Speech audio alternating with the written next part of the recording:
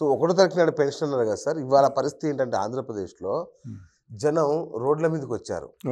ఎందుకు అంటే పెన్షన్ ఇంతకుముందు అయితే వాలంటీర్లు ఇంటికి వెళ్ళి ఇచ్చేసేవాళ్ళు చక్కగా, కానీ ఇవాళ బ్యాంకుల చుట్టూ తిరగాల్సిన పరిస్థితి. ఇది చాలా నేరం అండి, తప్పు కాదు, మానవీయం, నిజంగా అమానవీయ కోణం ఇది. మనం నోట్లు డిమానిటైజేషన్ జరిగిన సందర్భం మనకు గుర్తుంది కదా, అది ఎలా మర్చిపోతాం సార్. బ్యాంకులకు వెళ్ళి 1 కిలోమీటర్ 2 కిలోమీటర్ల క్యూలో ఉండి కొంతమంది ఎండలో వడదబ్బి తగిలి పడిపోయి, కొంతమంది సొమ్మసిలిపోయి, కొంతమంది చచ్చిపోయి, 12 మంది చచ్చిపోయారు. అంటే ఇలా జరిగిన దాన్ని మళ్ళీ పునరావృతం చేయడానికి బుద్ధి జ్ఞానం ఉండొద్దు. అంటే ఇంత ఎండలో ముఖ్యంగా మండుట ఎండ, 100 సంవత్సరాలు ఎప్పుడు లేనంత ఎండ సార్ ఇవాళ. అవును.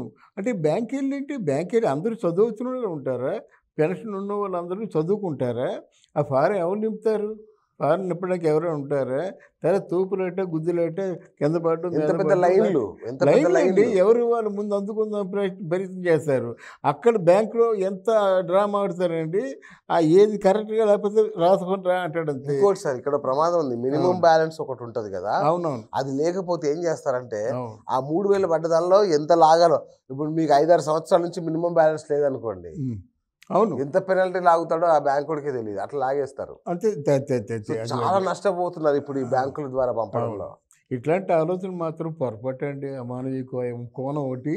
తర్వాత దీనివల్ల చాలామంది కూడా మొన్నలాగైతే చనిపోయినారు 32 మంది. మీరు ఇప్పుడు దేవుని కోరుకోవడం తప్ప, ఎలాగే ఎండలో ఉంటే ఎవరైనా అంతే కదండి, మనమే అంతే కదా. ఎండలో ఉంటే మాడు పగిలిపోతుంది అన్నమాట. అలా కిలోమీటర్ల దూరంలో క్యూలో ఉండి అలా గంటల తరబడి నిలబడితే ఏమవుతుందండి? ఆ వడగాలికి ఏమవుతారు?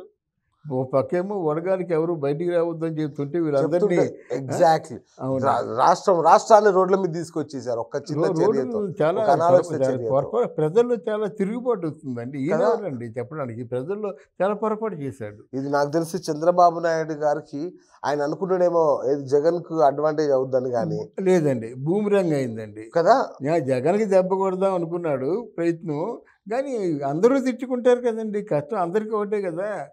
అంటే మీకుంటే రాజకీయంగా చూసుకొని ప్రజలు ఎందుకు ఇబ్బంది పెడతారు? ప్రజలు ఎందుకు చంపేస్తారు? అలా అడుగుతారు కదండి. 3000 కోసం సార్ మండల కేంద్రాలకు వెళ్ళాలి. ఆ బ్యాంక్ ఇక్కడ బ్రాంచ్ మండలంలో జనమంతా వచ్చేస్తారు. వృద్ధులందరూ అక్కడ లైన్లలో వాళ్ళ భోజనం ఎవడు పెడతాడు, నీళ్ళు ఎవడిస్తాడు.